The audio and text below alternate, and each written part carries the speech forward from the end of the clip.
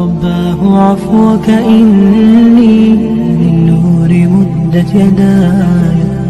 இப்போ அந்த லவ் அப்படிங்கக்கூடிய ஒரு விஷயம், அதாவது ரொம்ப வருஷமாக லவ் பண்ணுறாங்க, ஒரு 6 வருஷம் 7 வருஷம் கிட்ட லவ் பண்ணுறாங்க, அவங்களுக்குள்ள எல்லா விதமான ரிலேஷன்ஷிப்பும் மெயின்டைன் பண்ணுறாங்க, எல்லா விதமான ஹராமான காரியங்களையும் வெளிப்படையாக என்ன செய்கிறாங்க.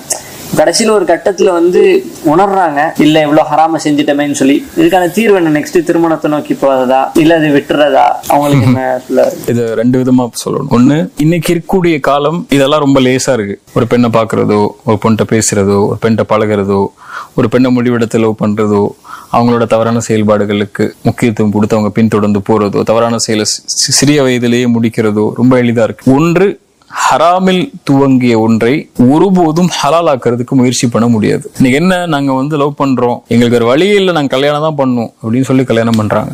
சரி, ஓகே. ஆனா நீங்க செஞ்ச பாவம் ஹலால் கல்யாணம் பண்ணிட்டா மறைஞ்சிருமா, போயிருமா?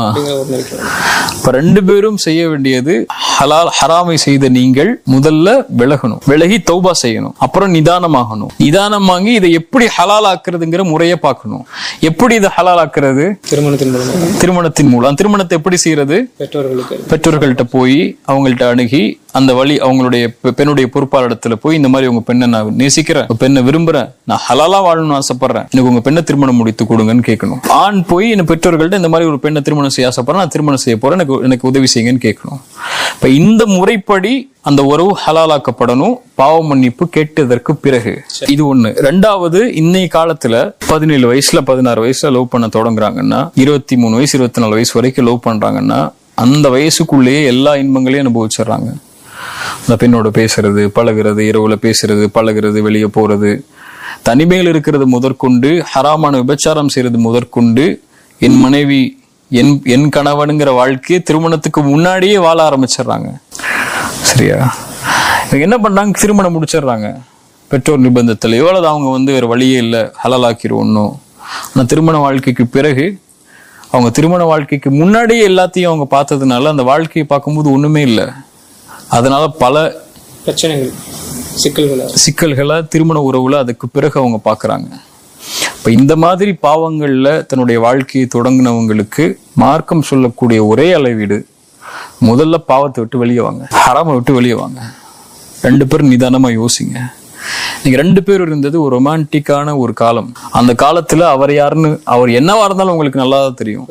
அந்த பெண் என்னவா இருந்தாலும் உங்களுக்கு பிடிக்கும். அந்த பொண்ணு தப்பே செஞ்சாலும் பிடிக்கும். அந்த பொண்ணு பொய்யே சொன்னாலும் அந்த பொய் கூட அழகா இருக்கும். ஒரு ஆணுக்கும் அப்படிதான். அவர் பேசுற எந்த வார்த்தை, கெட்ட வார்த்தை கூட அந்த ஆண் பேசினாலும் அது வந்து கவிதையா தெரியும் உங்களுக்கு. இது வந்து ரொமான்டிக்கான அந்த ஒரு காலம். அது அந்த காலத்தை விட்டு வெளியே வந்து 2 பேருக்கும் இந்த உறவுல தொடரணும்னு ஆசைப்படுறோமா, இது வாழ்க்கைக்கு ஒத்து வருமா, என்னுடைய குணமும் உங்களுடைய குணமும் ஒத்து வருமா, 2 குடும்பமும் இணைந்து வாழ முடியுமா, இப்படின்னு இயற்கையா இருக்கக்கூடிய நிபந்தனைகளையும் மார்க்கம் சொல்லக்கூடிய அளவீடுகளுடைய நிபந்தனையும், மார்க்கத்தை நீங்க பின்பற்றீங்களா, நான் பின்பற்றனா, எனக்கு குணம் இருக்கா, உங்களுக்கு குணம் இருக்கா, இது நம்ம 2 பேருக்கு ஒத்து வருமானு குடும்பத்தோட உட்கார்ந்து பேசி ஹலாலான உறவுக்கு அவங்க பின் தொடரணுமே தவிர, நம்ம தப்பு செஞ்சுட்டோம், நம்ம வந்து பாவத்துல இருந்துட்டோம், இதோட முடிவு திருமணம் தான் அப்படின்னு போய் திருமணம் செஞ்சு இருக்கக்கூடிய வாழ்க்கையும் நரகத்துல ஆக்கி 2 பேருடைய வாழ்க்கையுமே தடுத்துடக்கூடாது. ஆனா 2 உறவுக்குமே நான் சொல்றது, முதல்ல நிறுத்தி பாவ மன்னிப்பு கேளுங்க, ஹலாலாக்குறது குடும்பத்திட்ட பேசுங்க.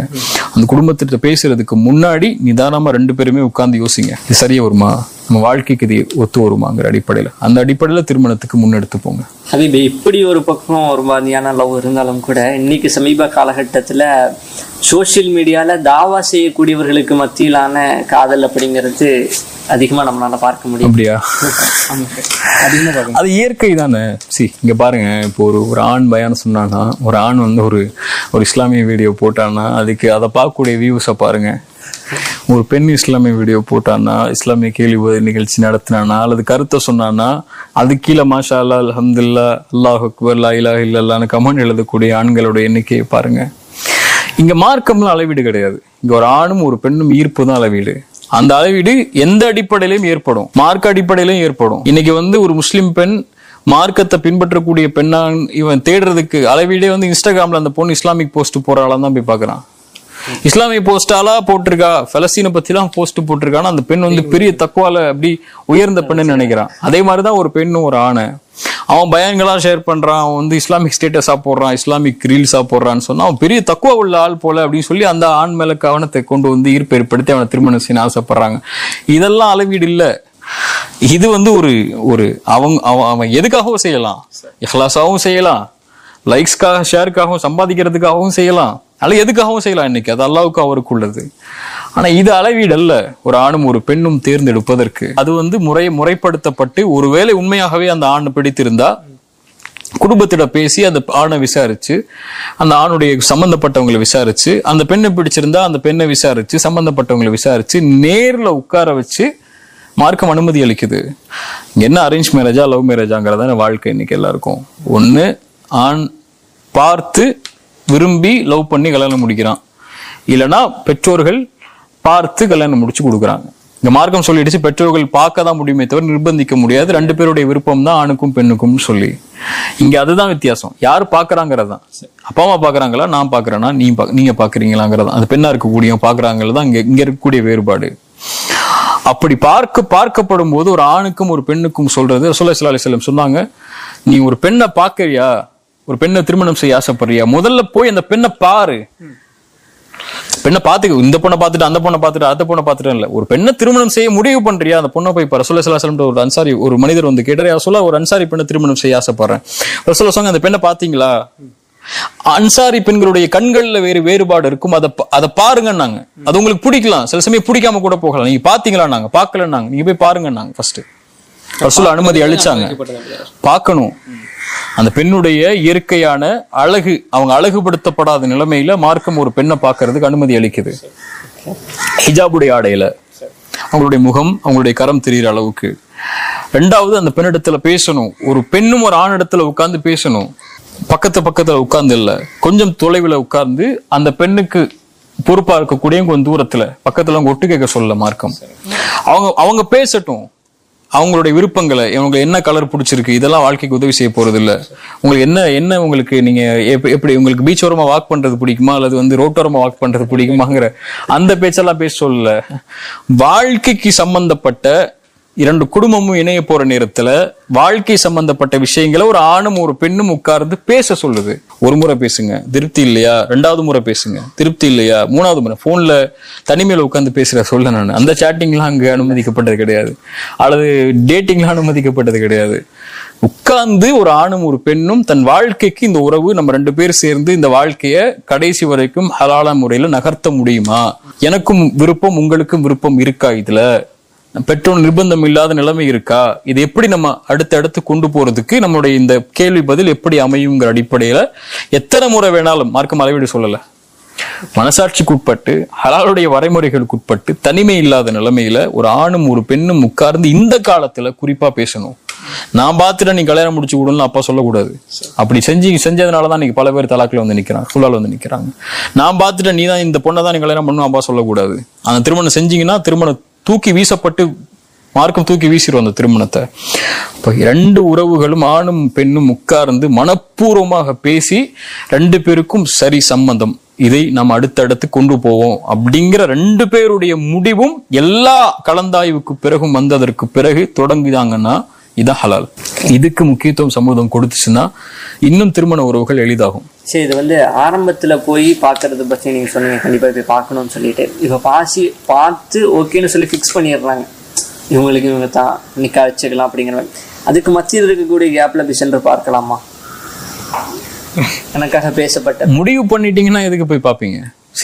இங்க வந்து என்னன்னா ரசூலுல்லாஹ்வுடைய காலத்துக்கும் நமக்குள்ள வித்தியாசம் என்னன்னா, இவங்க படிச்சு முடிச்ச உடனே வெளிநாட்டுக்கு வேலை வீசா கிடைச்ச உடனே போய் கல்யாணம் பார்த்து பொண்ணு பார்த்துட்டு அவன் 3 வருஷம் சம்பாதிச்சதுக்கு அப்புறம் உட்காந்து கல்யாணம் முடிச்சு கொடுக்குறாங்க. இது என்ன மார்க்கத்துல அதை வீடு?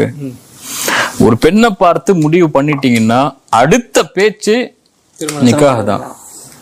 நீங்க 2 வருஷம் கழிச்சு கல்யாணம் முடிப்பீங்கன்னா நீங்க 2 வருஷம் கழிச்சு பொண்ணை பாருங்க. நீங்க 2 வருஷம் அந்த கேப்பை கொடுத்தீங்கன்னா 2 பேருக்கு என்ன மன முறிவு வேணாலும் ஏற்படலாம்.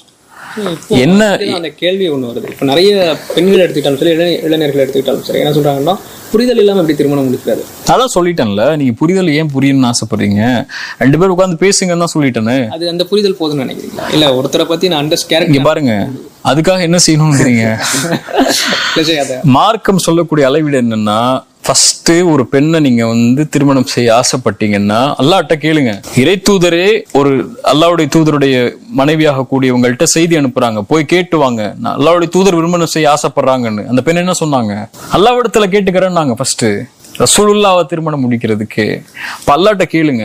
அல்லாஹ்விடத்துல கேட்டு உங்களுக்கு அதுக்குரிய வழி பிறக்குது, அந்த பெண்ணை பார்ப்பதற்கோ அந்த பெண் குடும்பத்தர் இடத்துல பேசுவதற்கோ அந்த குடும்பத்தர் அனுமதியோட நடக்குதுன்னா, ரெண்டாவது ஸ்டெப்பு மார்க்கம் சொல்லக்கூடியது அல்லாஹ்வுடைய இஸ்திகாராவுக்கு பிறகு, அல்லாஹ்வுடைய தேர்ந்தெடுப்பை கேட்டதற்கு பிறகு பெண்ணிடத்துல உட்கார்ந்து பேசுங்க, மனசு விட்டு பேசுங்க, அவங்களுடைய விருப்பங்களை தெரிந்து கொள்ளுங்க, உங்களுடைய விருப்பங்களை சொல்லுங்க.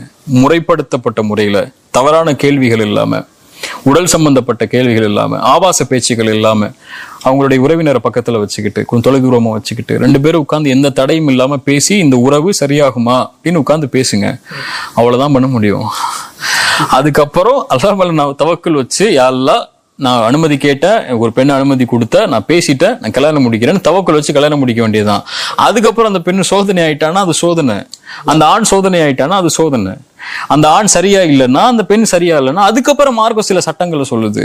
அவங்களுக்கு அறிவுரை சொல்லுங்க, அவங்க திருத்துறதுக்கு முயற்சி பண்ணுங்க, வழியை வச்சு பேசுங்க, ஜமாத்தை வச்சு பேசுங்க. அதுக்கப்புறமா அந்த ஆணும் அந்த பெண்ணும் ஒத்து வரலன்னா 2 பேரும் விலகிருங்க, அடுத்த வாழ்க்கையை நோக்கி போங்க. இதான் பண்ண முடியுமே தவிர நான் எல்லாமே தெரிஞ்சுக்கணும், நீ ஒரு வருஷம் என்னோட இருந்துக்கோ அதுக்கப்புறம் கல்யாணம் முடிச்சுக்கிறேன்னு சொல்றதுக்கெல்லாம் மார்க்கம் அனுமதிக்காது.